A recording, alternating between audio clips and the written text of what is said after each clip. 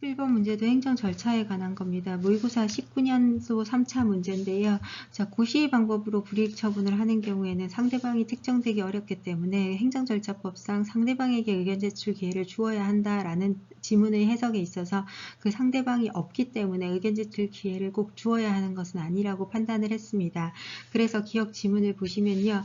고시의 방법으로 불특정 다수인을 상대로 일정한 처분을 불이익 처분을 하더라도 그것이 이를 알 수 있는 사람이 상대방이다 라고 해석을 해서 이런 지문을 썼는데, 이를 알 수 있는 사람이라고 해서 그걸 특정할 수 있는 것은 아니기 때문에 그 상대방에게 의견 제출 기회를 주어야 한다 라고 해석할 수 있는 범위에 해당하지 않으므로 의견 제출 기회를 주어야 하는 것은 아니다. 틀린 지문으로 보시면 됩니다. 자, 그 다음에 두 번째 지문인데요. 행정과 형사처분은 독립된 처분이기 때문에 형사처분을 하기에 앞서서 행정처분을 하더라도 위법한 처분은 당연히 아닙니다. 이 두 가지는 독립적으로 행정처분이나 형벌을 부과하거나 또는 이를 독립적으로 부과하거나 병과할 수 있습니다. 그래서 이것은 옳은 지문이라고 할 수 있습니다. 자, D급 같은 경우는요, 직위해제 처분이랑 직권 면직 처분을 여러분들이 조금 구분하시면 됩니다. 직위해제 처분은요, 법령상 사유에 의해서 직위를 소멸시키는 것이기 때문에 직위 자체에서 잠시 소멸시키는 겁니다.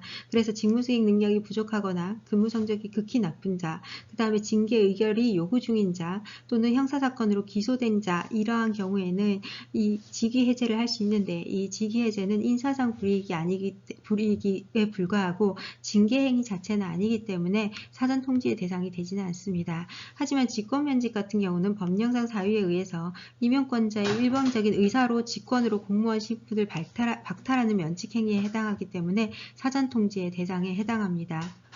네, 리을과 미음 지문도 앞전에 나왔던 문제입니다. 공무원 인사관계 법령에 관한 행정절차는 원칙적으로 행정절차법이 배제되긴 하지만 처분 전체가 전체에서 행정절차가 배제되는 것은 아니라고 했습니다. 성질상 곤란하거나 불필요하다고 인정되는 처분 또는 행정절차에 준하는 절차를 거친 경우에 행정절차법의 적용이 배제되는 것이다 라고 했습니다. 그래서 옳은 지문이고요.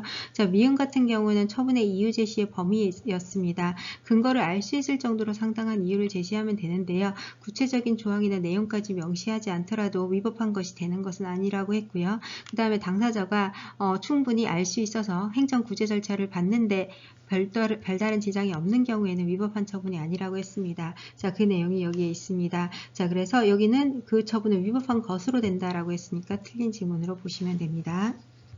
네, 12번부터는 정보공개에 관한 문제가 나왔는데요. 정보공개법은 최신의 법이기도 하고 판례가 많이 누적되지 않았기 때문에 변호사 시험에 나올 수 있는 쟁점이 굉장히 제한적입니다. 그래서 여러분들이 기본 강의에서 보셨던 쟁점을 중심으로 정리를 하시면 됩니다. 먼저 청구권자에 관한 거죠. 모든 국민과 외국인은 청구를 할 수 있고요. 공공기관의 결정 과정을 거쳐서 불복 절차를 거치게 됩니다.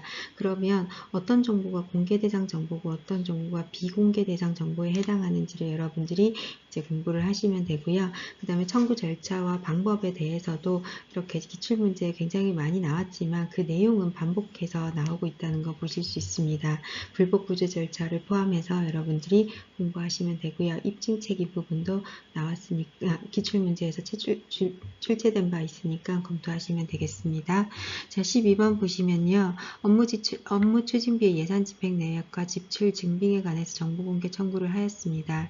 자, 이에 대해서 행정청 을이 이제 어떠한 대답을 했는지 여러분들이 보시면 됩니다. 첫 번째, 정보 공개 방식에 관한 문제입니다. 정보 공개 방식은 청구권자가 원하는 대로 공개를 해야 됩니다. 따라서 행정청이 열람 방식을 별도로 정할 수 없는 거죠. 그래서 1번 보시면요. 갑이 사본 또는 복제물의 교부를 원했습니다. 그런데 을이 교부하지는 않고 그냥 와서 직접 보라는 열람의 방식을 선택해서 공개했는데요. 이에 대해서 우리 법원은 당사자가 신청한 방법대로 정보 공개를 해야 한다라고 판단을 했습니다. 자, 그 다음에 2번 보시면 부분 공개에 관한 겁니다. 분리할 수 있는 정보가 있다면 분리하고 공개를 해야 됩니다. 이때 분리할 수 없다는 이유로 비공개 결정을 해서는 안 됩니다. 그래서 개인정보가 포함된 정보 공개를 청구했을 때 우리 대법원은 개인정보를 익명화해서 분리하고 그 다음에 공개 가능한 정보에 대해서는 공개해야 한다라는 판단을 했습니다. 네, 그 정보 공개에 관한 입증 책임 문제 여러분들 잘 기억해 주시기 바랍니다. 자, 공개를 구하는 정보를 행정청이 보유하고 있다라는 사실에 대해서는 청구인이 입증을 하면 되고요. 그다음에 우리가 더 이상 보유하지 않고 있다라는 점은 피청구인인 행정청이 입증하면 됩니다. 자, 그리고 이의 신청 절차는 임의 절차이기 때문에 이를 거치지 않고 바로 행정심판 또는 행정소송을 제기할 수 있다라는 부분에 대해서도 판례를 통해서 그리고 법령을 통해서 이미 많이 출제가 되었습니다. 그래서 여러분들이 꼭 기억해 주시기 바랍니다. 자, 5번 질문 잠깐 보시겠습니다. 간접강제 제도에 대해서 규정을 하고 있습니다. 자, 간접강제 제도는 2017년 행정심판법이 개정되면서 도입이 됐습니다. 행정기관이 행정심판이 일단 재결을 하고 나면요, 행정청이 그에 따라서 새로운 처분을 해야 됩니다. 자, 그런데 행정청 입장에서는 행정소송으로 진행될 수도 있고 또 하니까 행정심판의 재결을 실제로 이행하지 않고 상당한 시간을 흘려보내는 경우가 있습니다. 자, 이렇게 된다면 당사자 입장에서는 중앙행정심판위원회에서 아무리 재결을 받더라도 행정청이 새로운 처분을 하지 않으니까 권리구제를 받을 수 없는 상황이 발생하게 되죠. 이러한 점들을 해결하기 위해서 행정심판에서 간접강제 제도를 도입한 겁니다. 따라서 당사자가 재결을 있고 난 뒤 행정청이 아무런 처분을 하지 않는다면 당사자는 중앙행정심판위원회에 이제 재결에 대한 이행을 해달라고 신청을 하게 됩니다. 자, 그러면 이행 신청을 받게 된 행정심판위원회는 행정청에다가 일단 상당한 기간을 정하고 그 기간 내에 이행을 하도록 명령을 합니다. 그럼에도 불구하고 행정청이 일정한 행위를 하지 않는 경우에는 행정심판위원회에서 지연 기간에 대한 일정한 배상을 하도록 명령을 할 수 있습니다. 하거나 또는 즉시 배상을 하도록 명령할 수 있습니다. 이것은 재결의 실효성을 높이기 위해서 새롭게 도입한 제도에 해당합니다. 이것이 실제로 많이 이용이 되지 않았었는데 2019년에 중앙행정심판위원회에서 다음과 같은 판례를 한 적이 있었습니다. A씨가 B대학의 로스쿨 입학 최종 점수에 관한 정보공개 청구를 했는데 대학에서 정보공개를 거부하자 A씨가 행정심판위원회에 정보공개 청구를 했고 승소를 하게 되었습니다. 그럼에도 불구하고 대학에서 행심위 재결에 따른 정보공개를 하지 않자 A씨가 배상 명령을 요구하는 간접강제를 신청하게 되었습니다. 이에 대해서 중앙행정심판위원회가 어떻게 판단했냐면요. 30일 내에 재결 취지에 따른 정보를 공개하도록 하고 그에 대해서 공개를 하지 않으면 30일 이후부터는 하루당 10만 원씩 B씨에게 지급하라라고 결정을 했습니다. 이 사례가 대표적으로 정보공개에 관한 행정심판 사례, 간접강제를 시행한 행정심판 사례에 해당합니다. 네, 13번부터 정보 공개에 관한 문제가 다시 나오고 있습니다. 예, A씨가 관할 검찰청 검사장에게 공소장 공개를 요구하는 정보공개 청구서를 제출했습니다. 자, 이에 대해서 첫 번째 지문을 보시면요. 갑이 청구한 공개 대상 정보가 공소장 원본일 필요는 없다라고 했는데요. 당연히 행정청이 보유하고 있는 문서이기만 하면 당사자가 원하는 방법대로 공개하면 되는데요. 그 문서가 당연히 원본일 필요는 없습니다. 그래서 옳은 지문입니다. 자, 그 다음에 두 번째 보시면요.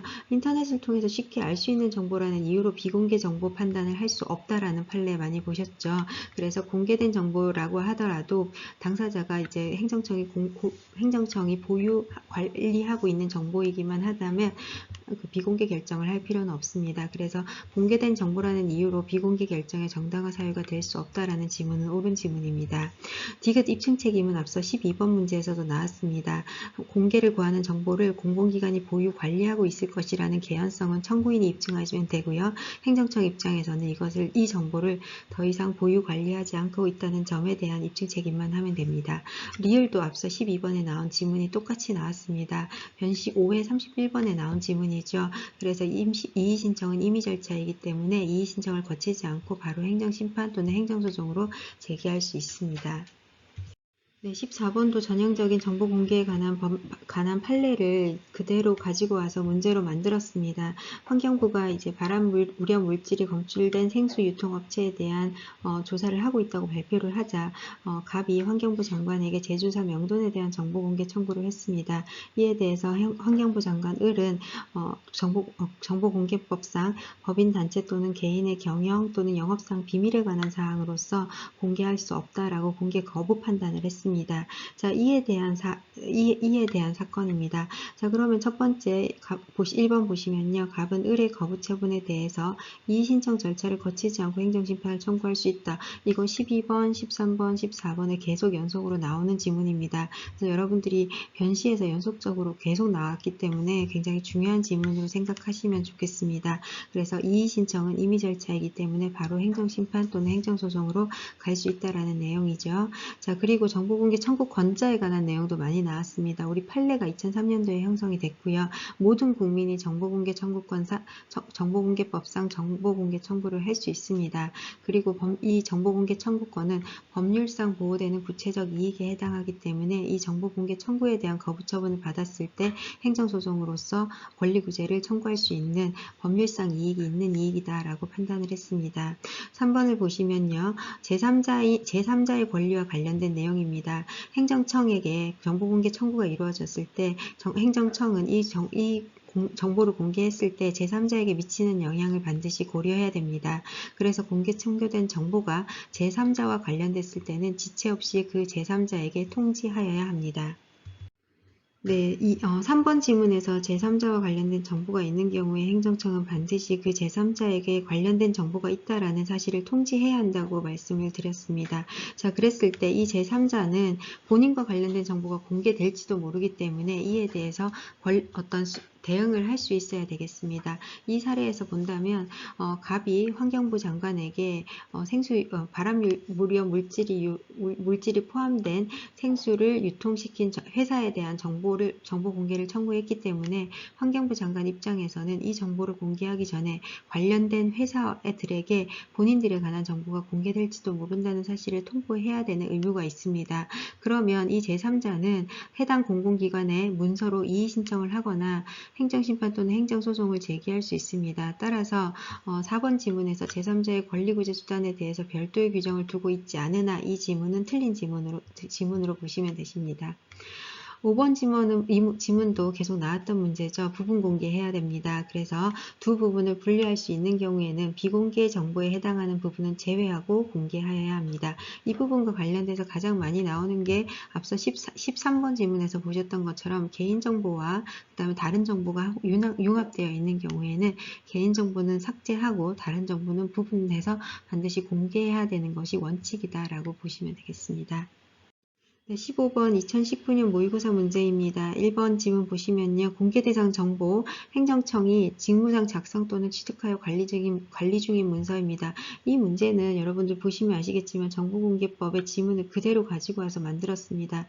네, 여러분들이 정보공개법을 모두 암기하실 필요는 없으시지만 그래도 시험 기출문제에 나와 있던 내용들 중에서 특별하게 기억해 주셔야 될 내용들에 대해서는 별도로 체크하시고 오답노트에 꼭 기록을 해 주시기 바랍니다. 두 번째 질문 보시면 정보공개 방식은 어떻게 한다고 했죠? 청구권자가 원하는 대로 공개해야 한다고 했죠. 그래서 전자적인 형태로 공개해 줄 것을 요구했다면 그 전자적인 형태로 공개를 하면 됩니다. 다만 그 정보의 성질상 현저히 전자적인 형태로 공개하기가 곤란한 경우에는 그것을 행정청이 입증해서 그러한 경우는 제외하고는 청구인이 요청한 대로 정보를 공개해야 합니다. 3번 질문 보시면은 이미 공개되어 있다는 이유로 비공개 결정을 할 수 없다라는 내용이죠. 그래서 3번 지문의 판례를 보시면 이미 다른 사람에게 공개되어 널리 알려져 있다거나 인터넷 등을 통하여 공개되어 검색을 통해서 쉽게 알 수 있다는 사실만으로 비공개 결정을 정당화할 수는 없습니다. 네, 부분 공개 또 나왔습니다. 자, 분리할 수 있는 경우에는 비공개 결정을 할 것이 아니라 부분 공개 결정을 해야 하기 때문에 비공개로 그 공개 결정 여부에 대해서는 비공개로 열람 심사하여야 합니다. 4번 지문은 충분히 새로운 문제의 유형으로 나올 수 있기 때문에 여러분들이 읽어보시고, 자, 법원 입장에서는 청구 대상 정보가 특정할 수 없는 부분이 포함되어 있는 경우에는 이를 특정하기 위한 절차로서 비공개로 열람 심사할 수 있습니다.